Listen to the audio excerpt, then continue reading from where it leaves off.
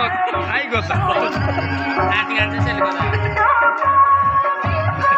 जनताको अगाडि यतिको त देखाउनुपर्छ भनेर